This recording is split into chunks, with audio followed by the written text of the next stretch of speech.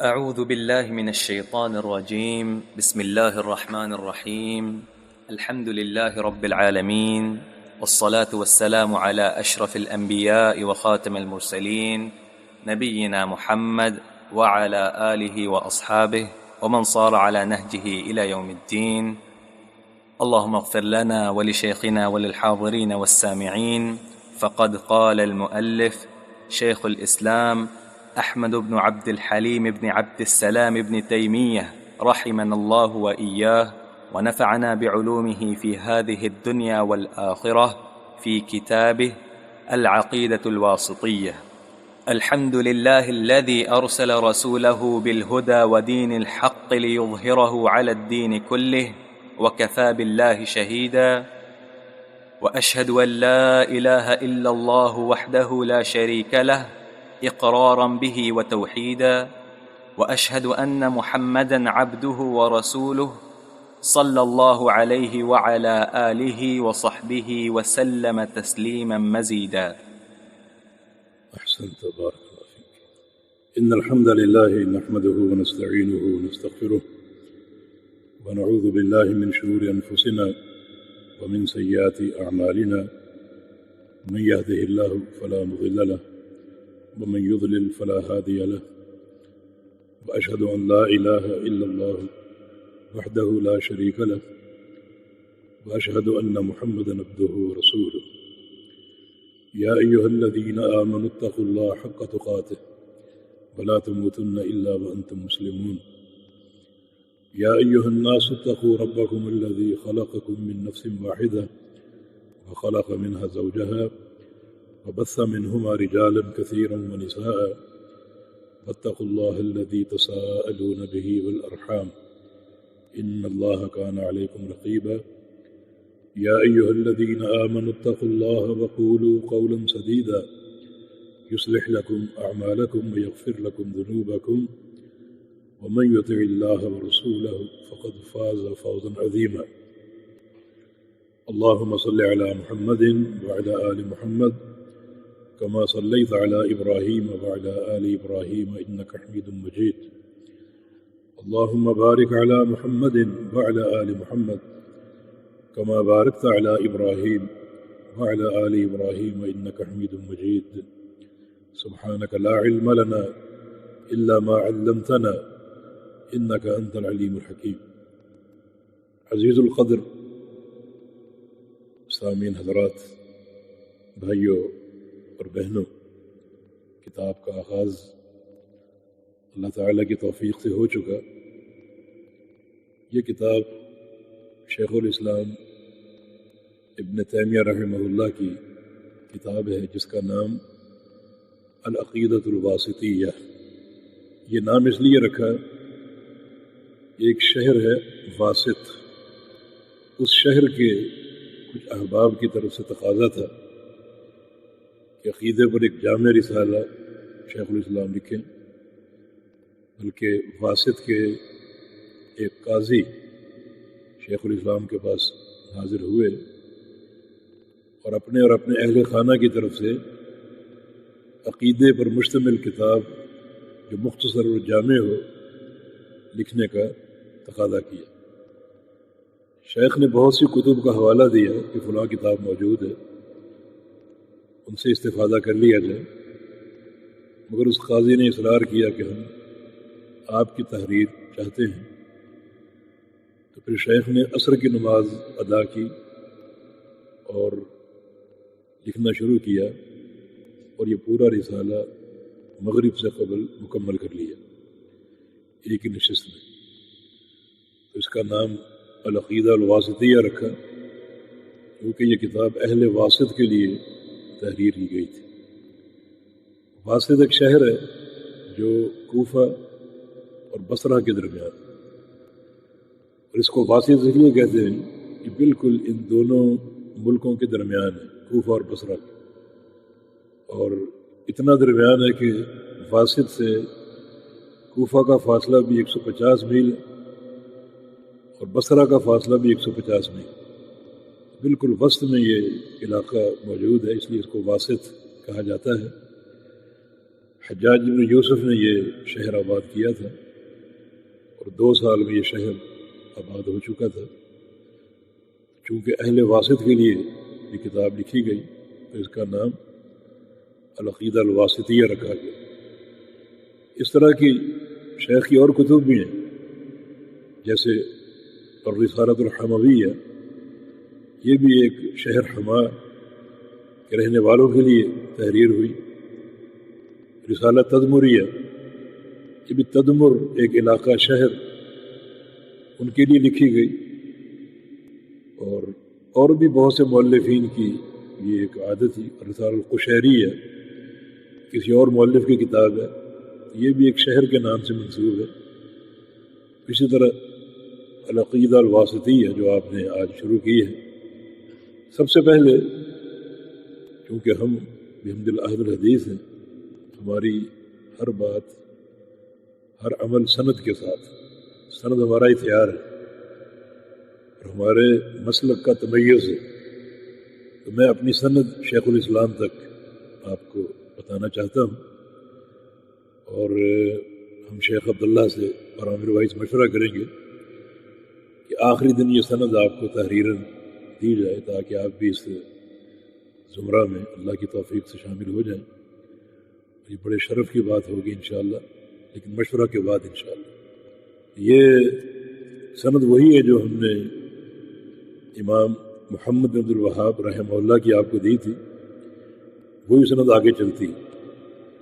ہمارے استاد الشیخ بدیع الدین راشدی السندھی رحمہ اللہ اور الشیخ سلطان محمود جلال پوری رحمہ اللہ، ان دونوں کے شیخ ہیں الشیخ عبدالحق الہاشمی جو مکہ میں مقیم تھے، اور شیخ عبدالحق کے شیخ ہیں شیخ احمد بن عبداللہ بن سالم البغدادی. ان کے شیخ ہیں عبد الرحمن بن حسن بن محمد بن عبد الوہاب بن شیخ الاسلام کے پوتے، اور ان کے شیخ ہیں ان کے دادا شیخ محمد بن عبد الوہاب رحمہ اللہ، اور شیخ الاسلام کے استاد ہیں شیخ عبداللہ بن ابراہیم المدنی. ان کے شیخ ہیں عبد القادر التغلبی. ان کے شیخ ہیں عبد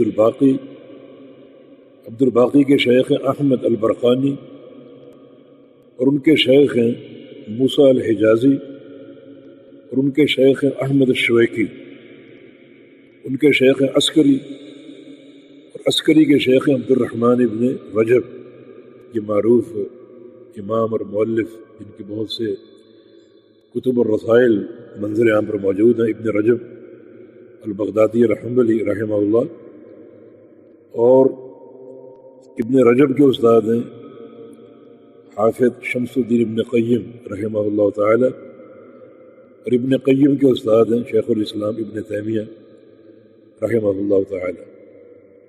آگے شیخ الاسلام کی سند چلتی ہے اور امام بخاری تک 5 واسطوں سے پہنچتی. جب یہاں تک پہنچ چکے تو آگے بھی آپ کو پہنچا دیں. شیخ الاسلام کے استاد ہیں فخر ابن البخاری، اور فخر کے استاد ابو ذر الحیروی. ابو ذر الحیروی کے وہ 3 استاد جو صحیح بخاری کے روات میں شامل ہیں، سرخسی، مستملی اور کشمیہنی. اور ان تینوں کے شیخ ہیں محمد بن یوسف الفربری رحمہ اللہ، جو صحیح بخاری کے سب سے ثقہ راوی ہیں. اور امام فربری رحمہ اللہ روایت کرتے ہیں امام الدنیا اور امیر المومنین فی الحدیث امام محمد بن اسماعیل البخاری رحمہ اللہ سے. امام بخاری تک سند پہنچ چکی تو دل چاہ رہا کہ آگے بھی اس کو اپنے پیارے رسول محمد رسول اللہ صلی اللہ علیہ وسلم تک پہنچا دیں. امام بخاری کی سب سے جو مختصر سند ہے وہ ثلاثی کہلاتی ہے، یعنی 3 واسطوں سے نبی علیہ السلام تک پہنچتی ہے. صحیح بخاری میں 30 حدیثیں ثلاثیات ہیں، 30 حدیثیں ایسی مروی ہیں جو امام بخاری اور نبی علیہ السلام کے مابین 3 واسطوں سے روایت ہے.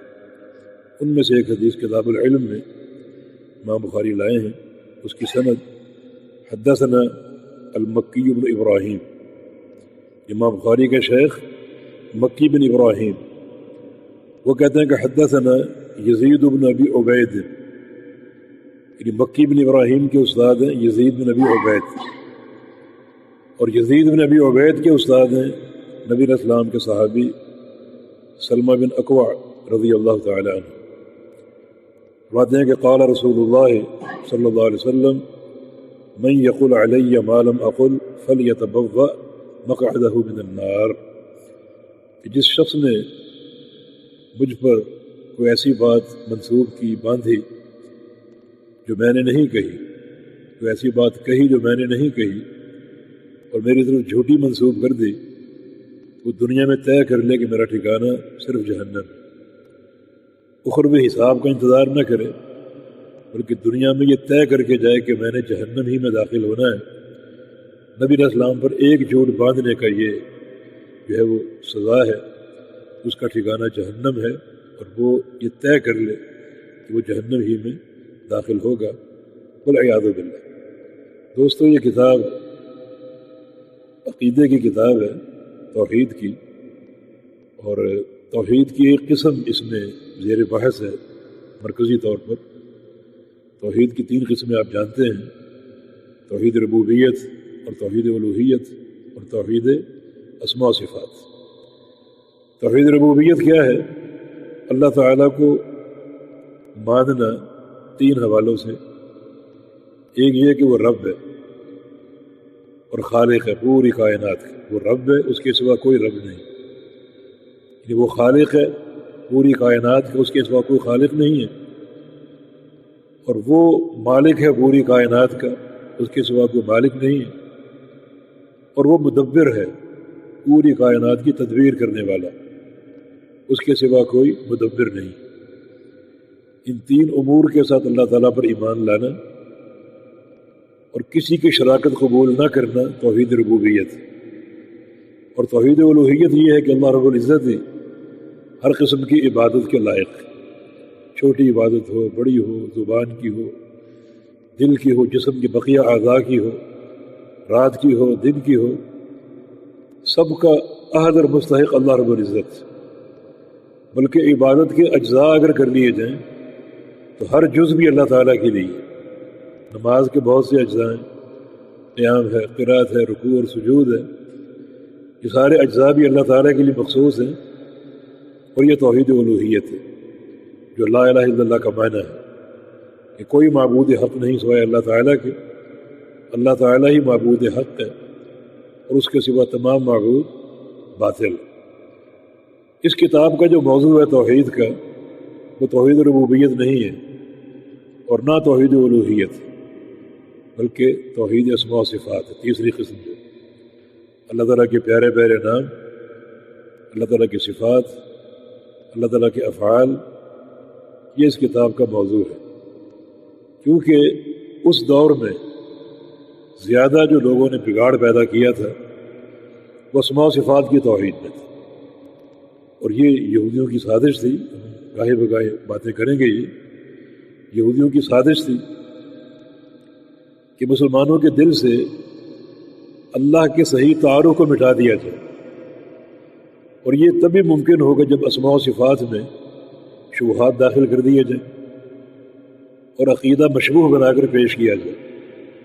چنانچہ بہت سے فرقے یہود کی سازش ہی سے مارد وجود میں آئے، جن میں جہمیہ، معتزلہ، متکلمین اور مشبہہ اور اشاعرہ اور ماتریدیہ، ان سب کا تعارف آگے آئے گا۔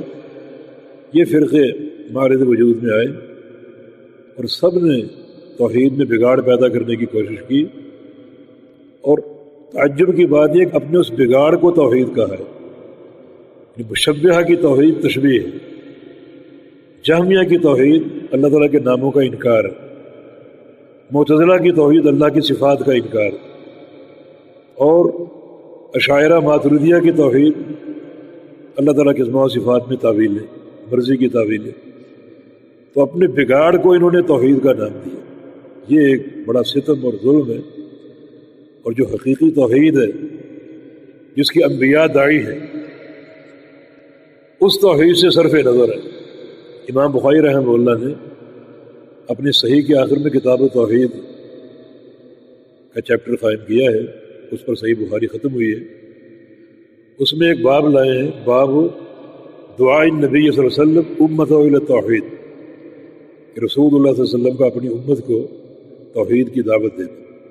یہ بات تو بالکل واضح ہے، مگر امام بخاری کے اس ترجمے کا مقصد یہ ہے کہ اللہ کے پیارے پیغمبر توحید کی دعوت دے چکے، ربوبیت ہو، الوہیت ہو، اسماء و صفات ہو، لہذا توحید کے سارے قواعد اللہ کے پیارے پیغمبر بیان فرما چکے۔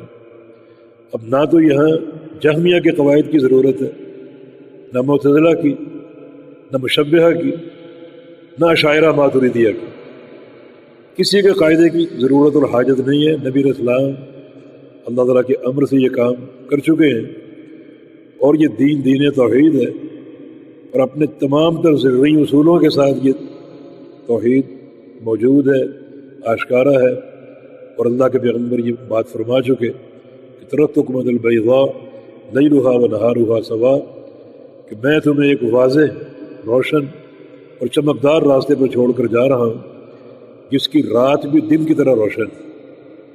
اس منہج میں، اس رات میں، المحجۃ البیضاء میں رات نامی کوئی چیز نہیں، کوئی بہان نہیں، کوئی خفا نہیں، ہر چیز واضح ہے، روشن ہے، چمکدار ہے۔ کہ نبی علیہ السلام کی بات ارشاد فرما کر دنیا سے گئے، ہمارا عقیدہ بالکل واضح ہے، قواعد اس کے موجود ہیں، اللہ کے نبی پورے قواعد بیان کر چکے، انہی کی معرفت حقیقت میں توحید کی معرفت ہے۔ یہ بڑا اہم مضمون ہے، کیونکہ آج توحید میں بڑا بگاڑ آ چکا ہے، اور توحید اگر درست ہے، راسخ ہے، تو بندہ کامیاب ہو، اس کی عبادتیں قبول ہو۔ اور توحید میں اگر ایک سوئی کے ناکے کے برابر خلل ہے، یہ روزے، نمازیں، سجدے، رکوع، قیام، تہجد اور فرائض اور نوافل، حج اور عمرہ اور جہاد، اللہ تعالیٰ کوئی نیکی قبول نہیں کرے گا۔ اعمال صالحہ کی قبولیت کی بنیاد جو ہے وہ عقیدہ توحید، یہ اس کتاب کا موضوع ہے، اور انشاءاللہ ہم کوشش کریں کہ اس کو آسان الفاظ میں آپ کے سامنے پیش کریں۔ دراصل اسماء و صفات کی توحید کو مشکل یعنی سمجھا جاتا ہے، اور ہے بھی مشکل۔ طلاب جو مدارس میں جاتے ہیں وہ کئی سال اس عقیدے کو پڑھتے ہیں، اور پھر ان پر یہ باتیں واضح ہوتی ہیں، تو آپ کے لیے غالباً پہلا تجربہ ہوگا۔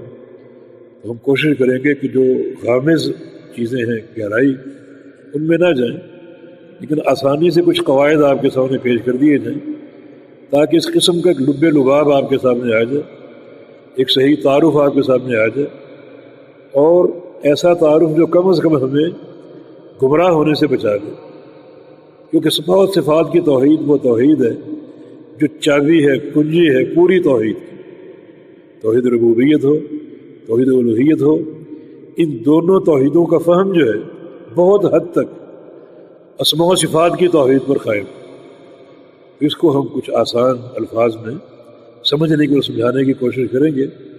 والتوفیق بید اللہ تعالی، اللہ پاک توفیق عطا فرمائے۔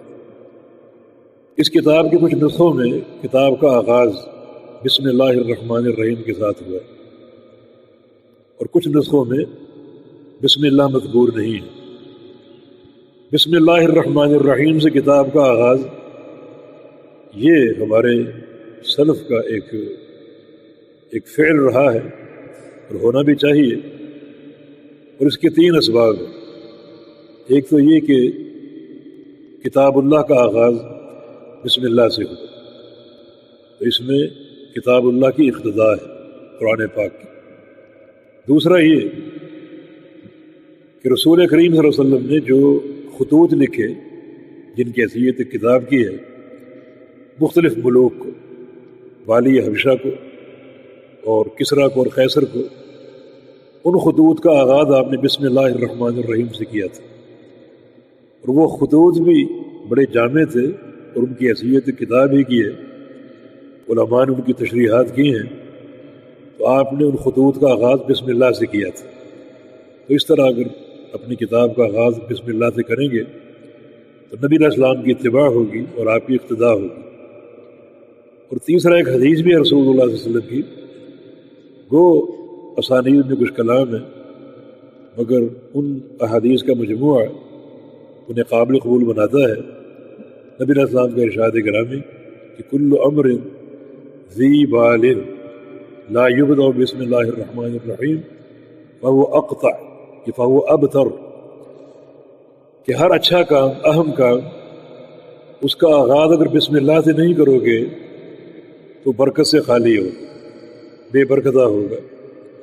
تو عمل کی برکت جو ہے، ہر عمل کی برکت کہ اس کا آغاز بسم اللہ سے کیا جائے، اسی لیے کھانے سے قبل بسم اللہ کی تاکید وارد ہے، حتیٰ کہ اگر آپ کھانے سے قبل بسم اللہ پڑھنا بھول گئے اور کھانے کے دوران یاد آ گئی تو آپ بسم اللہ اس وقت بھی پڑھ لیں، لیکن بسم اللہ اولہ و آخرہ، جس سے بسم اللہ کی اہمیت واضح ہوتی ہے۔